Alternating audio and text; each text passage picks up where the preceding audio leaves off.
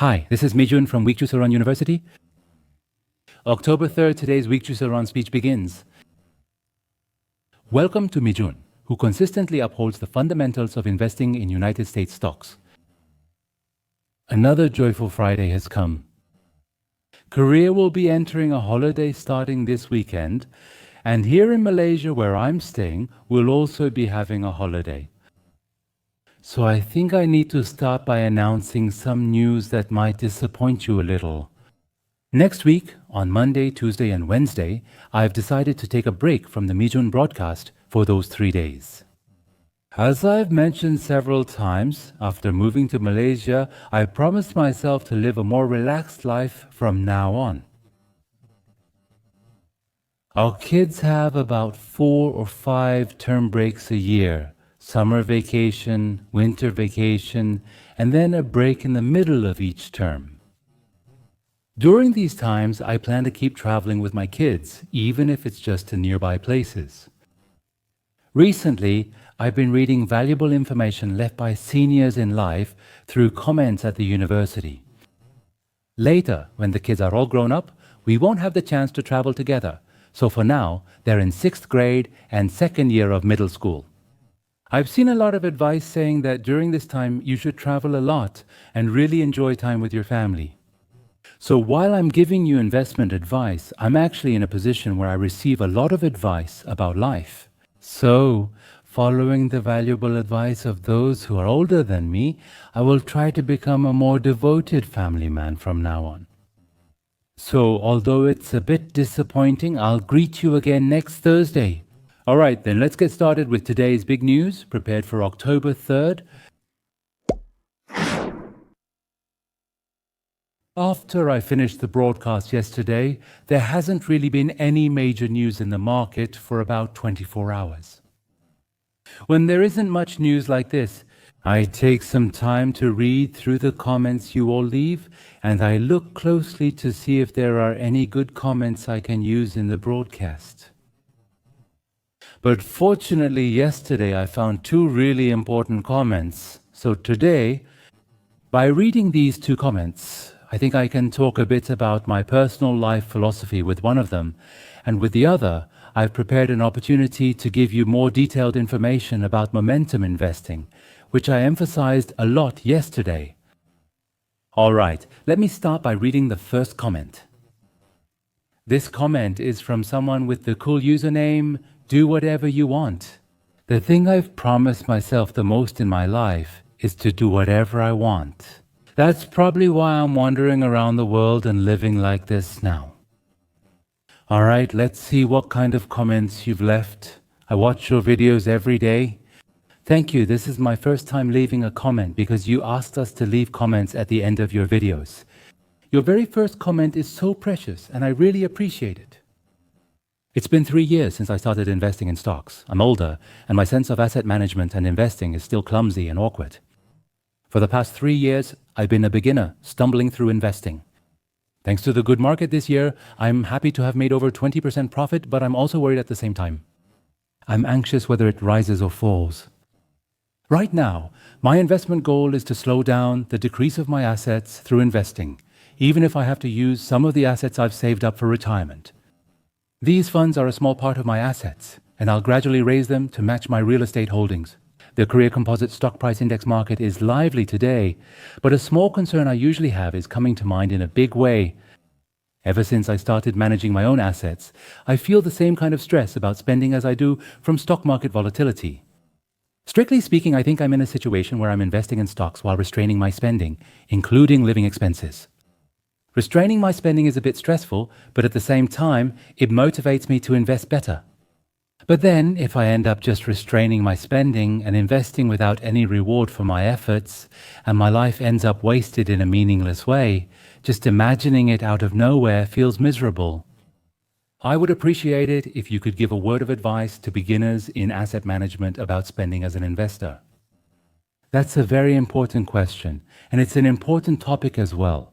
About this topic, I'm still quite young, but this is one of the topics I often talk about with my children. What I often tell them is this.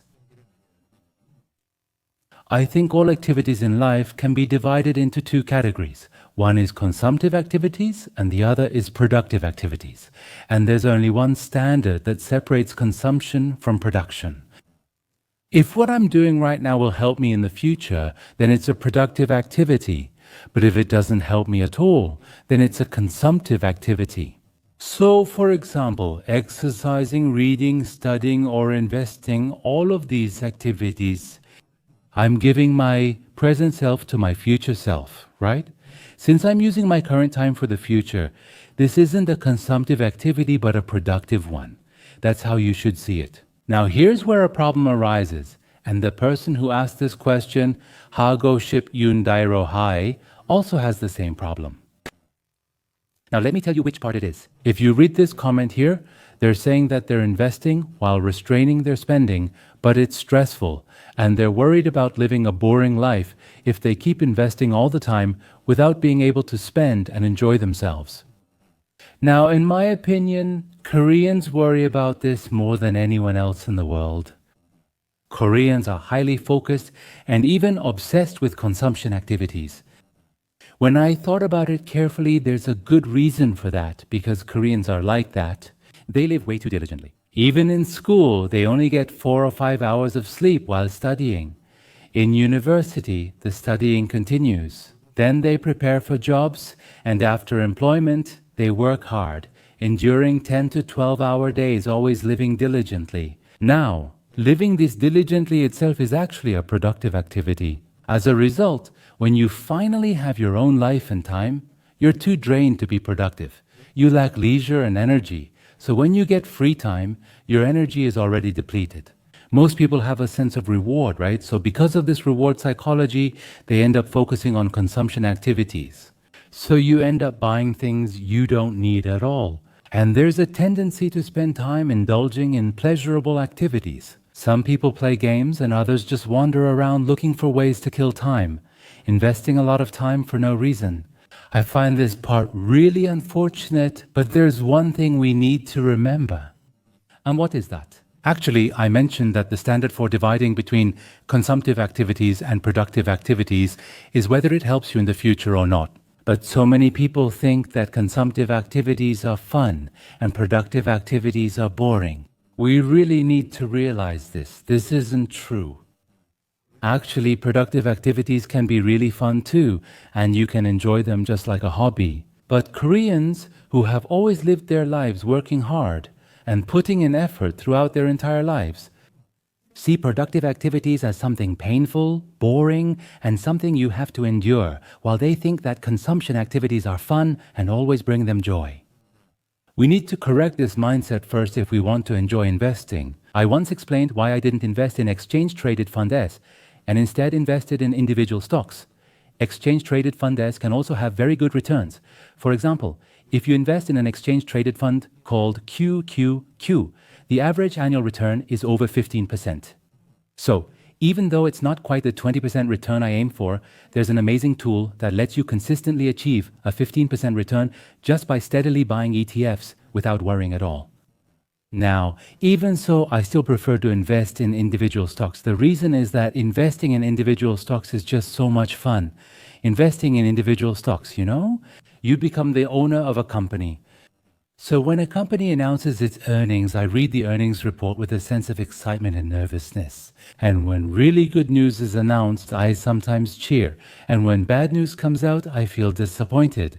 See, there are all these ups and downs. It's like a drama. So right now, I subscribe to about 7 or 8 paid online newspapers related to United States stock news. So I end up looking forward to these every day. Just like waiting for a television drama, I go around reading all the news that comes out, and I want to say that this kind of news is really interesting. It's not just about investing. If you look at people focused on other productive activities, these people also in many cases do it because it's fun. For example, people who work out hard, people who ride bicycles diligently, people who read a lot, and people who take great care of their gardens. All of these people. Actually, they're not doing it because they have to, but because these hobbies are so much fun for them. So there's one piece of advice I'd like to give to the person who left this comment. I think it would be good if you could try to find a way to make productive activities more enjoyable.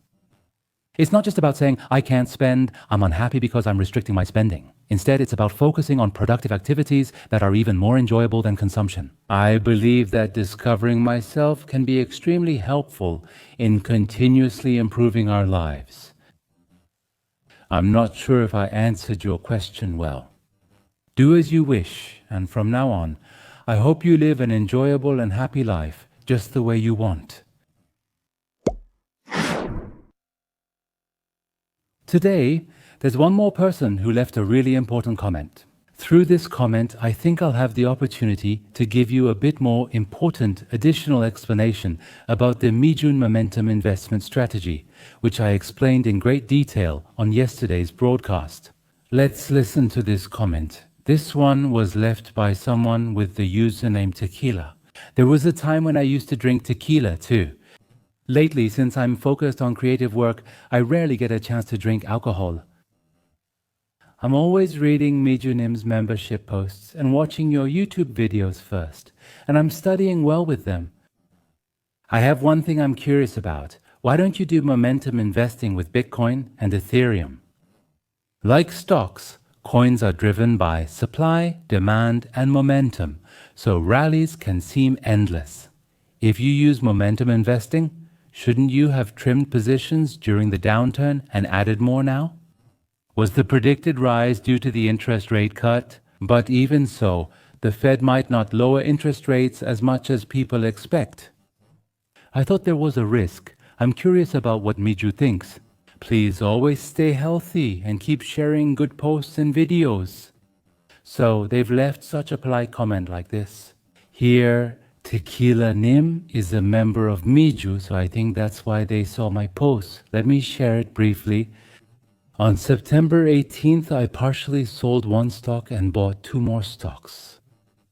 At that time, I reduced my advanced micro devices shares a bit, and instead I bought 88 more shares of BIT and 88 more shares of ETHT.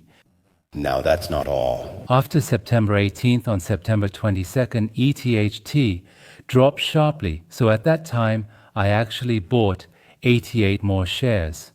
Now, but if it's a momentum investment strategy, you should actually reduce your holdings in stocks with a bad trend like this. But you're probably really curious about why I bought more ETHT when it crashed all the way down to $92. Now, I should explain this part to you. If you look,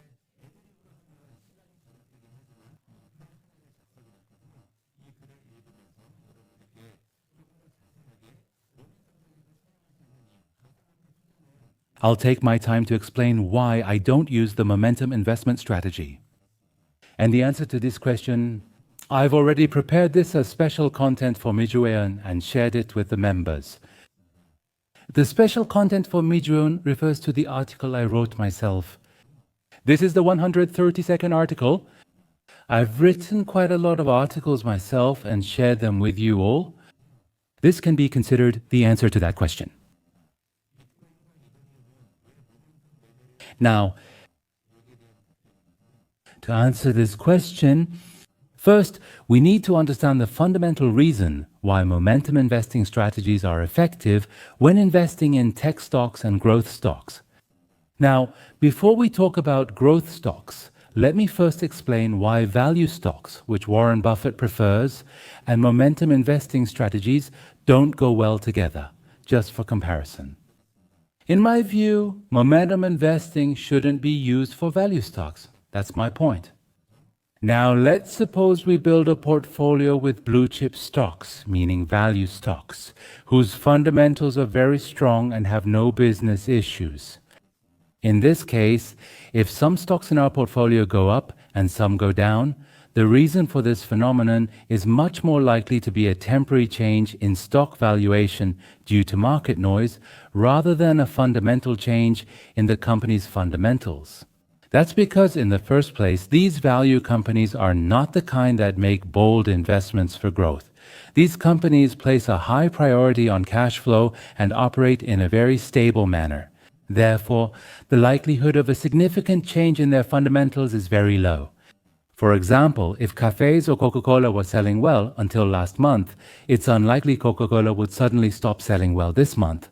Unless there's an unusually long cold spell, cola sales should remain steady. But that's just a passing breeze.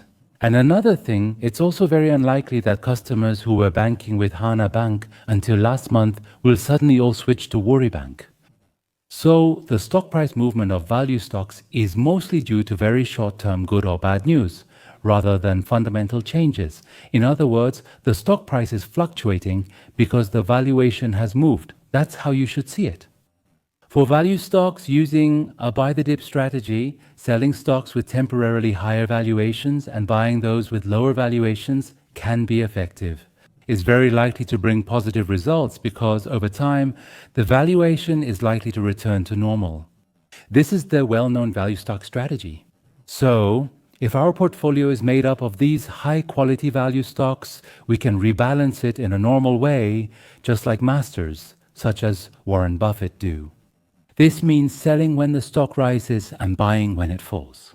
Because these companies are value stocks, high-quality stocks, there's hardly any fundamental change. So, when the price of a value stock moves, we can assume it's just a temporary change in valuation, either going up or down. But if most of the stocks we're investing in are tech stocks or growth stocks, then this story changes completely. Now, among the growth stocks we invest in, if some stocks soar and others plunge regardless of market conditions, I added one condition here. Regardless of market conditions, this is very important. Because if the entire market falls, there's really no way to overcome that. So, what's important when using momentum investing is this. Momentum usually means you buy more when prices go up and sell when prices go down. But when the entire market is going up, it's right to sell. And when the entire market is going down, it's right to buy. So you have to do the opposite. That's why I added the phrase regardless of market conditions here. Anyway, even when there's nothing wrong with the market, some of the growth stocks you invest in can soar, while others can plunge. Now, when that happens, the reason is, in most cases, it's determined by the company's fundamentals, especially the growth potential of the growth stocks. So, it's unlike value stocks, which have stable fundamentals and move mainly due to valuation. Growth or tech stocks, however, often change because their growth prospects shift or fundamentals change. The principle of growth stock investing is accepting high valuations and paying a premium to bet on a company's future growth. That's what growth stock investing means. Valuation, especially the PR, is our focus. It's an indicator that compares the company's current performance, or the expected performance over the next year, with its stock price. Therefore, its importance is relatively low. For growth stocks, long-term future performance matters more, making current performance comparisons less meaningful. Therefore, when investing in growth stocks, you can see that the importance of valuation is relatively lower. So, if the investment logic for future growth collapses, since growth stocks are about investing with an eye on the future, if that logic breaks down, the stock price can drop to unimaginable levels. Because both factors are damaged. First, the fundamentals are broken and the outlook for earnings will decline. And second, there's the valuation that's full of bubbles. We've been investing despite high valuations, but now those valuations have suddenly collapsed. As stocks keep dropping, the decline can accelerate to a frightening degree. Stock prices equal earnings times multiples, but when growth stocks drop, both fall. Future earnings outlook declines, lowering valuations together, leading to frequent crashes. That's the way to see it. Now here's an important question. Even with growth stocks, just like value stocks, valuations drop and so do stock prices. At this point, should we see this as a buying opportunity? That's the question we need to ask. Personally, I think this is a very risky move. Because the initial reason for the decline in growth stock prices is different from that of value stocks. For value stocks, the reason for the price drop was a decrease in valuation. But for growth stocks, that's not the case. Later, the valuation did drop as well. But the important thing is that the stock price started to fall because the fundamentals weakened. We need to remember this point. The company's fundamentals are collapsing, yet you're trying to catch a falling knife just because the valuation dropped. This is not a wise decision. This is the investment logic that I have. On the other hand, when the stock prices of growth stocks or tech stocks are on an upward trend, it's usually because the fundamentals of those companies, in other words, their growth potential, have recently improved. That's why once growth stocks gain upward momentum, it's very common for them to continue rising several times over. Let me repeat, stock prices move due to fundamentals. When fundamentals change, the company and its stock price can both rise to new levels. It's not just about a 10% or 20% increase and then stopping. Sometimes it rises 2, 3, or even 4 times, which explains it. Now let's go back to Tequila Nim's question. Why don't we use momentum trading strategies for Bitcoin and Ethereum? Well, the answer is simple. Because unlike companies, Bitcoin and Ethereum don't have their own fundamentals or intrinsic value. Therefore, the prices of these two move according to macro news and market conditions. Now, from mid-September to the end of September, the prices of Bitcoin and Ethereum dropped a lot. At that time, what investors should focus on is only macro news and market conditions. So when I looked at the market, what was the biggest news? The Fed cut interest rates, starting another rate cut cycle, but Bitcoin and Ethereum prices are dropping. I mentioned this once on the broadcast. It was a situation that didn't make sense. Therefore, on September 18th, September 20th, B2 and ETHT, the reason I didn't sell the stocks but instead bought more can be explained by this. In conclusion, Bitcoin and Ethereum. They are extremely volatile, just like growth stocks or tagged stocks. However, even though they move similarly, you shouldn't invest in them the same way you do with tagged stocks. Momentum is a general trading strategy. Personally, I think value investing, buying at low prices, is more reasonable than treating them as growth stocks. That's because the price moves not due to internal fundamentals, but because of news in the market. The last content prepared for today is today's United States stock video. In today's video, Professor Jeremy Siegel from Wharton School appears again. Personally, I really like this professor, so whenever a new video is uploaded, I always make sure to check what he has to say. Now let's take a look together at Professor Jeremy Siegel from Wharton School's outlook on the United States stock market and see if his perspective on the market has changed at this point in time. That's all for today's stock news on October 3rd. I sincerely thank everyone who joined us this week with Mi Jung and me. As I announced earlier in the broadcast, I will be taking a family vacation for 3 days next week, Monday, Tuesday, and Wednesday. So once again, I have no choice but to take a break from the broadcast for those 3 days. Please don't be too upset, everyone. I hope you all stay healthy and make wise investments and maintain the attitude of an investor until I return on Thursday. Let's keep fighting together until we retire by investing in United States stocks. Have a happy day, thank you.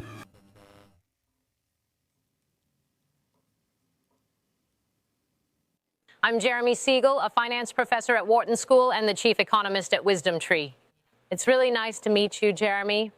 Nice to meet you. Thank you for your hard work. There's something I've been emphasizing for a long time. Be friends with the trend.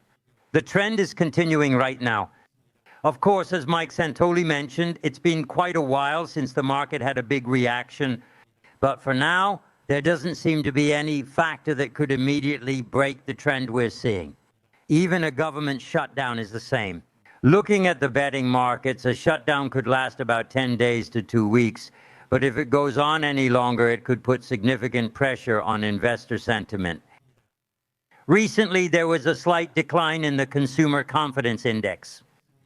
What I'm paying attention to this quarter is not only the third quarter corporate earnings, but also the fact that tariff increases are expected to become more pronounced in the fourth quarter than they were this year. Especially as the Christmas season and retail consumption begin in earnest, it's important to see whether there will be resistance among low-income consumers.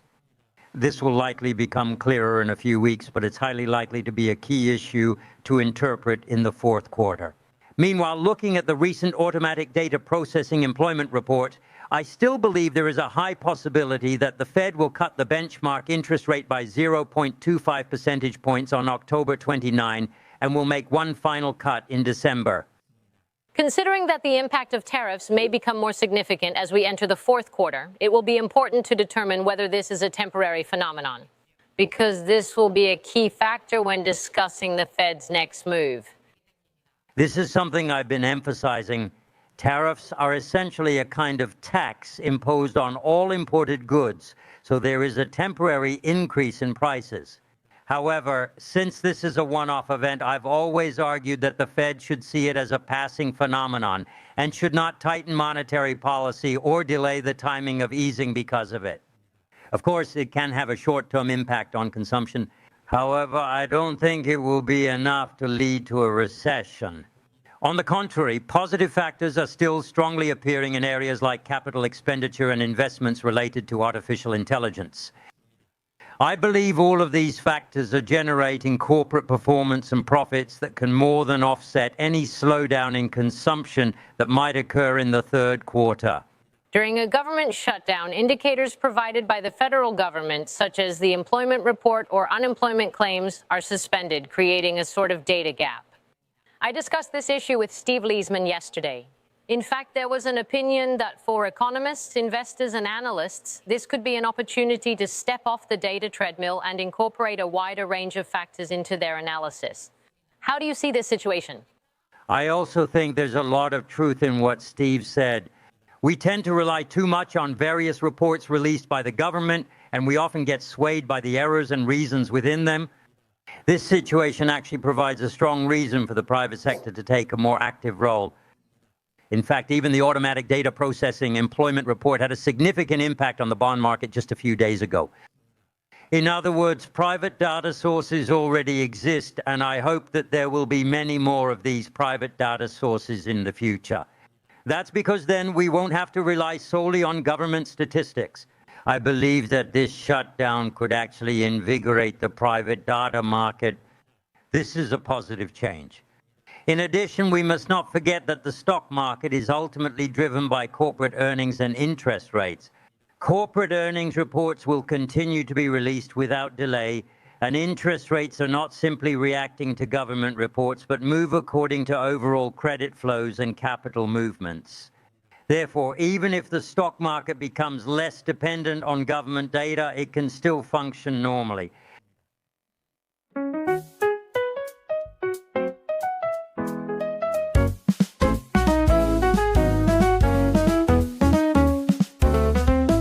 With us who take action. That's nice. I like that the stock market feels so exciting.